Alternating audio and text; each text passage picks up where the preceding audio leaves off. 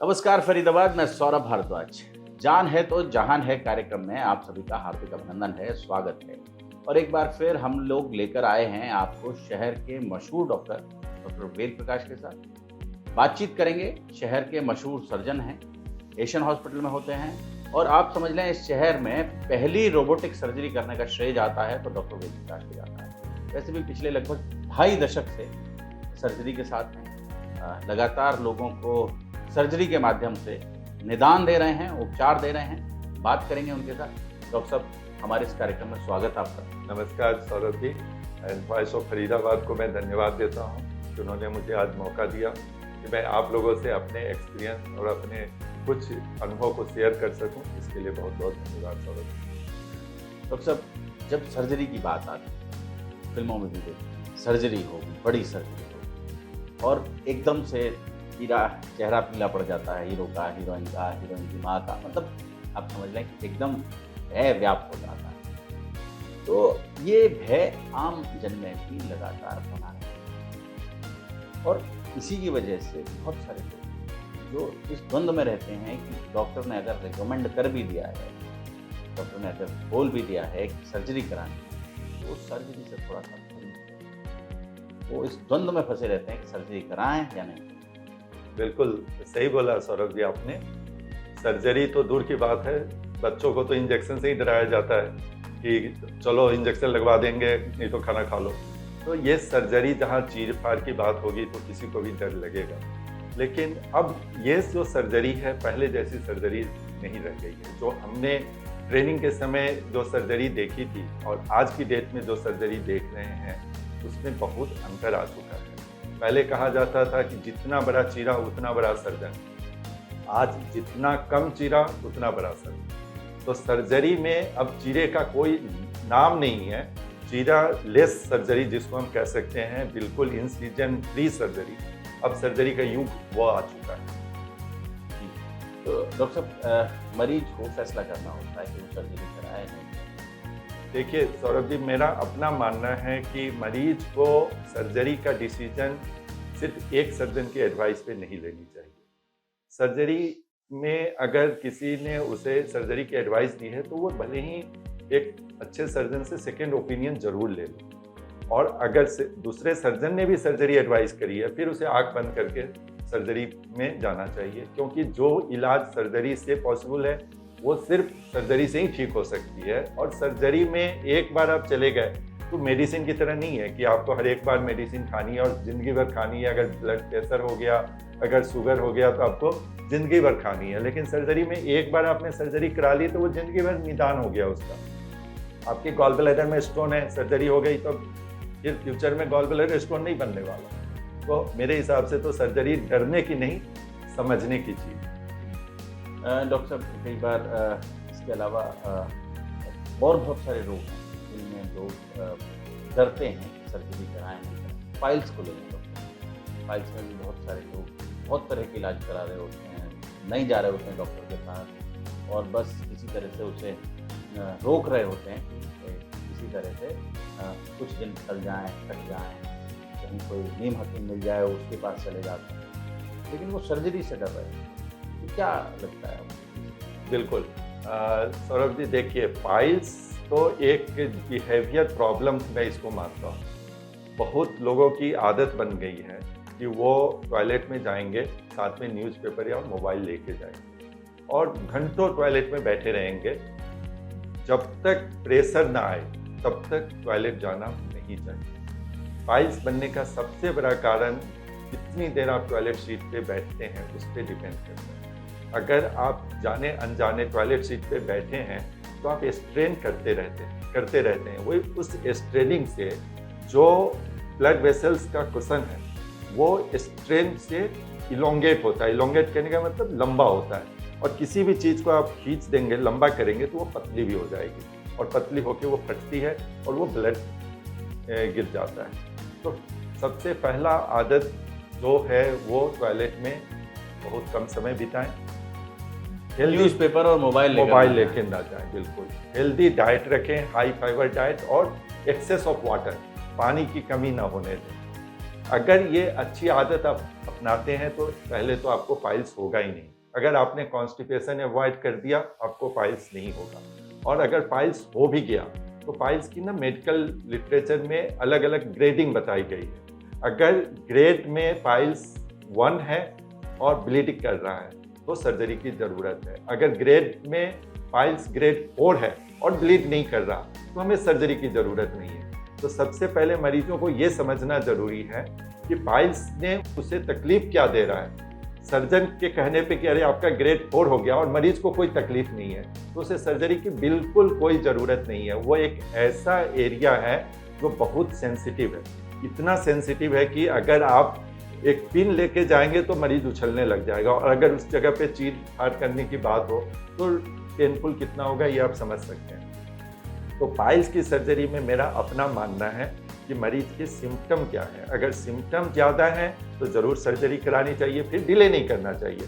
अगर आप डिले करते हो तो ये बीमारी बढ़ जाती है, और जो स्टेज में हम सर्जरी बिना चीर फाड़ के कर सकते हैं फिर हमें मजबूरी में वो चीरा लगा के सर्जरी करनी पड़ती है। तो बेहतर है कि समय पे पाइल्स का ऑपरेशन कराएं अगर उनको तकलीफ है तो। बहुत बार लोगों को पेट भरने लगता है, ऑपरेशन होगा, नाभि जो है वो थोड़ा फूलने लगती है और लोगों को लगता है हर्निया कहते हैं इसको। हर्निया के सिम्टम्स से लोग घूमते हैं, मतलब बीमारी का नाम भी नहीं लोगों को पता होता, लेकिन लोगों को लगता है कि ये जरूरत, और डॉक्टर को दिखाते हैं तो डॉक्टर कहता है ऑपरेशन कराने की जरूरत है। तो वहाँ क्या? देखिए सौरभ जी, ये बहुत इंटरेस्टिंग क्वेश्चन आपने पूछा। आपने नवजात बच्चों में भी हर्निया देखा होगा, और 1 साल होते होते वो हर्निया गायब हो जाता है। सिर्फ यही एक कंडीशन है जिसमें हमें वेट करना है साल भर तक। छोटे बच्चों में हमें हर्निया की सर्जरी जो नाभि पे होती है नहीं करनी चाहिए। उसके बाद कोई भी हर्निया बिना सर्जरी ठीक नहीं हो सकती। हर्निया मतलब आपकी पेट की दीवार कमज़ोर हो जाए और उसके बाद पेट की ही चीज़ें उस रास्ते से कमज़ोर वाले पार्ट से बाहर निकलने लग जाए, इसी को हम हर्निया कहते हैं। तो कोई डिफेक्ट है जो पेट से बाहर निकल रहा है और फिर पेट में वापस जा रहा है, तो कि कोई दिन तो ऐसा होगा जिस दिन वो वापस ना आ पाए, वो एक इमरजेंसी कंडीशन है। उस इमरजेंसी कंडीशन में अगर आप आ गए तो आपको इमीडिएट सर्जन से मिलना होगा, नहीं तो आपकी लाइफ खतरे में पड़ जाएगी। सपोज करें कि आप किसी टूरिस्ट प्लेस में हैं जहाँ पे डायरेक्ट आपको मेडिकल फैसिलिटीज़ नहीं मिल रही है, और ऐसे में आप इमरजेंसी कंडीशन में फंस जाते हैं, तो आप ये रिस्क ना उठाएं। आप पहले ही हर्निया की सर्जरी करें। हर्निया में हमें स्ट्रेंथन देना है, आपकी पेट की दीवार को, मसल्स को स्ट्रेंथन देना है। उस स्ट्रेंथन देने के लिए हम जाली डालते हैं, और एक बार जाली बिछ जाने के बाद हर्निया दोबारा नहीं होता।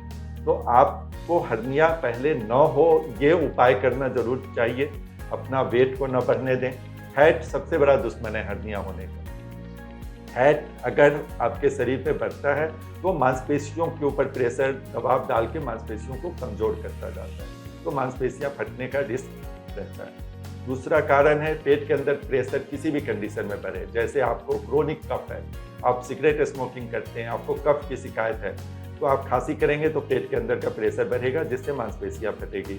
आपको कॉन्स्टिपेशन है, आप जोड़ लगाते हैं लैट्रिन में, आपको तकलीफ है, आपको पेशाब को करने में जोड़ लगाना पड़ता है, पेट के अंदर किसी कारणवश पानी जमा हो जाए, जैसे लीवर की डिजीज में ऐसा हो जाता है, ट्यूबरकुलोसिस में ऐसा हो जाता है, उस कंडीशन में भी पेट की दीवार फट जाती है और हर्निया बन जाती है। तो मेरे हिसाब से तो जब भी आपको कोई स्वेलिंग नज़र आए कहीं भी पेट में, जो स्वेलिंग रिड्यूस हो जाती है अपने आप लेटने पे और खड़े होने पे फिर से आ जाती है, तो वो हर्निया की डायग्नोसिस आप खुद से बना लें और तुरंत सर्जन से मिलें और इसका रूटीन वे में सर्जरी कराएं, इमरजेंसी का वेट न करें। बहुत बढ़िया डॉक्टर साहब, एक ट्रेडिशनल सर्जरी और ये रोबोटिक्स,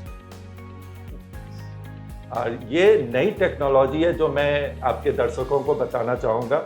रोबोटिक सर्जरी आज की सबसे लेटेस्ट टेक्नोलॉजी है। आप ये समझें कि एक सर्जन को एम्पावर दे दिया गया रोबोटिक आर्म्स का। रोबोटिक सर्जरी एक मिसनोमर है, कभी रोबोट सर्जरी नहीं करता। शायद एक समय आएगा आज से 50 साल 100 साल बाद जब हम सिर्फ प्रोग्राम कर देंगे और रोबोट सर्जरी कर देगा, लेकिन आज की डेट में ये पॉसिबल नहीं है। रोबोट का कंट्रोल सर्जन के हैंड में रहता है, और लेकिन सर्जन को ये पावर दे दिया गया कि उसकी हैंड की मूवमेंट जो हमारी इतनी लिमिटेड है वो 360 डिग्री तक मूवमेंट कर सके, क्लॉकवाइज भी और एंटी क्लॉकवाइज भी। दूसरा, हमें जो इमेज की क्वालिटी है वो 12 times bigger dimension magnified view में दिखने को मिलती है। वो 12 टाइम्स बिगर इमेज अगर हम किसी का ले रहे हैं तो हम सेफ्टी के पॉइंट ऑफ व्यू से आप सोचें कि हम कितना सेफ है मरीज को सर्जरी करने में। तीसरी, ये 3 डायमेंशनल इमेज देता है।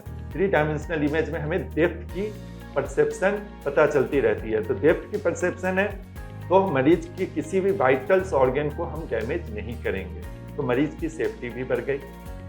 मरीज का डिसेक्शन जो है वो बहुत प्रिसाइज हो गया। प्रिसाइज डिसेक्शन होने से ब्लड लॉस कम हुआ, और ब्लड लॉस जब कम होगा रिकवरी टाइम फास्ट होगी। तो आज की डेट में रोबोटिक सर्जरी का एडवांटेज ये है कि जो डेली हम इतने फास्ट लाइफ जी रहे हैं और तुरंत हमें ऑफिस ज्वाइन करने की जल्दबाजी रहती है, तो ऐसे लोगों के लिए तो रोबोटिक सर्जरी एक बून की तरह है। जैसे कि आयोडेक्स मलिए और काम आयोडेक्स मलिए और काम पे चलिए, रोबोटिक सर्जरी अपनाइए और जल्द छुट्टी पाके हॉस्पिटल से घर जाइए। इस रोबोटिक सर्जरी में और जो ट्रेडिशनल सर्जरी जो पहले खर्चे में क्या? देखें, कोई भी टेक्नोलॉजी आएगी तो खर्चा तो जरूर इन्वॉल्व होगा। आप देखें कि आपके पास जब एक नोकिया का छोटा फ़ोन था और अब आप मोबाइल जो स्मार्टफोन ले रहे हैं, एप्पल के इतने फ़ोन आ रहे हैं, तो उसके कॉस्ट में कितनी डिफरेंस है। तो रोबोटिक सर्जरी में भी कॉस्ट का डिफरेंस आता है, और करीबन 70,000 के आसपास एक्स्ट्रा पे करना पड़ता है। हमारे पास जो सिस्टम है वो वर्सियस रोबोटिक सर्जिकल सिस्टम है, जो यूनाइटेड किंगडम की बेस्ड एक कंपनी है, तो उन्होंने डेवलप किया है। वो लेटेस्ट रोबोटिक है, और इसके कॉस्ट बाकी जो हमारे एग्जिस्टिंग रोबोटिक सर्जिकल सिस्टम जो डाविंची है उसके कंपैरिजन में सिर्फ 50% कम है। ये आप बता रहे थे, मुझे हंसने का बड़ा मन कर रहा था। मैं अभी आ रहा था तो मुझे एक बड़ा होर्डिंग लगाई और उसमें बताया रोबोटिक सर्जरी, और उसके आगे रोबोट ही लगा। रोबोट नहीं करते, लेकिन हाँ रोबोटिक लगा रखा था। लेकिन देखें, ये रोबोटिक सर्जरी भी सभी सर्जन नहीं कर सकते। जिन्होंने लैप्रोस्कोपिक सर्जरी कर रखी है उन्हें ही रोबोटिक सर्जरी करने में आसानी होती है। रोबोटिक सर्जरी की ट्रेनिंग भी डिफ़िकल्ट है। जो लोग लैप्रोस्कोपिक सर्जरी में जो हम इमेज पाते हैं वो उल्टा इमेज पाते हैं, लेकिन इसमें हम बिल्कुल सीधी इमेज पाते हैं। तो ये हमें खुद को भी एडजस्ट करना पड़ता है, और प्रॉपर ट्रेनिंग हासिल करने के बाद ही हमें रोबोटिक सर्जरी करनी चाहिए शुरुआत सर्जन को। डॉक्टर, कितना अनुभव हो गया आपका, और बहुत सारे सर्जन्स जो हैं शहर में नए आ रहे हैं, उनके लिए एक प्रेरणा का स्रोत भी हैं आप। डॉक्टर साहब, उन्हें क्या कहना चाहेंगे, कोई मैसेज उन्हें भी देना चाहेंगे नए सर्जन? सौरभ जी, अगर आपके पास वक्त हो तो मैं थोड़ा सा इसमें एक छोटी सी कहानी कहना चाहूँगा। बिल्कुल। मैं अपने कलीग सर्जन के लिए ये बात कहना चाहता हूँ, जो अगर सुन रहे होंगे मेरी बातों को। मैंने जब पीजी ट्रेनिंग ज्वाइन की थी 97 में, तो मेरे एचओडी थे डॉक्टर जीपी श्रीवास्तव मेरे मेडिकल कॉलेज में। कौन सा medical? Rewa medical college Madhya Pradesh में। तो वो ट्रेनिंग का समय था, मेरा फर्स्ट ईयर था। एक पेशेंट रोड ट्रैफिक एक्सीडेंट का टेबल पे लेटा हुआ था, ब्लीड कर रहा था, और मैं वेट कर रहा था कि कोई वार्ड बॉय आएगा और उसको ट्रॉली से उठा के बेड पे रखेगा तो मैं ट्रीटमेंट शुरू करूँगा। मैं इंतजार कर रहा था, तब तक वो सर उधर से गुजर रहे थे। उन्होंने देखा, मेरे देखते ही उन्होंने कुछ मेरे को नहीं बोला कि क्यों तुम ट्रीटमेंट नहीं कर रहे हो। उन्होंने खुद से पेशेंट को उठाया और बिस्तर पे रखा और चले गए। उनके पूरे एप्रन में ब्लड लग गया था, और मैं डर के मारे काँप रहा था कि आज तो मेरे को बहुत डांट पड़ेगी, क्योंकि सर बहुत गुस्से वाले थे। तो मैंने सर को पहले ही सॉरी बोल दूं, तो सर के पास चला गया और सर को सॉरी बोलने के लिए खड़ा हो गया। सर ने बोला कि तुम क्यों आए हो सॉरी बोलने? तुमको अगर सॉरी बोलना ही है तो ऊपर वाले को बोलो। तुम्हें क्या लगता है कि तुमने जो मेडिकल में तुम आए हो, तुम क्या अपने काबिलियत से, अपने इंटेलिजेंस से आए हो? ऐसा नहीं है। तुम जिस दिन जन्म लिए थे उसी दिन ऊपर वाले ने डिसाइड कर दिया था कि तुम्हें डॉक्टर ही बनना है। तुमसे ज़्यादा तेज लड़के कंपटीशन नहीं निकाल पाए और वो डॉक्टर नहीं बन पाए, लेकिन तुम बन गए हो। तो इस बात का ध्यान रखना कि कभी भी ऐसे मरीज के साथ इस तरीके से बिहेवियर नहीं करना कि तुम्हें बाद में सॉरी बोलने के लिए आना पड़े।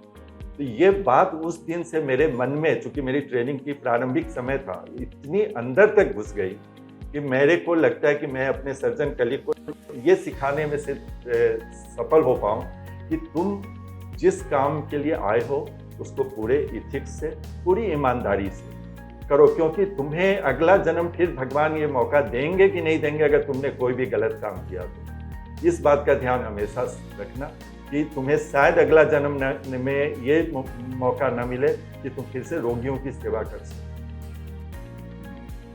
तो अपना 100% बिल्कुल इथिकल प्रैक्टिस करें। डॉक्टर साहब, हमें समय देने के लिए, हमारे साथ बातचीत करने के लिए बहुत बहुत धन्यवाद। सौरभ जी, बहुत बहुत धन्यवाद आपके साथ बात करने में मुझे भी बहुत अच्छा लगा।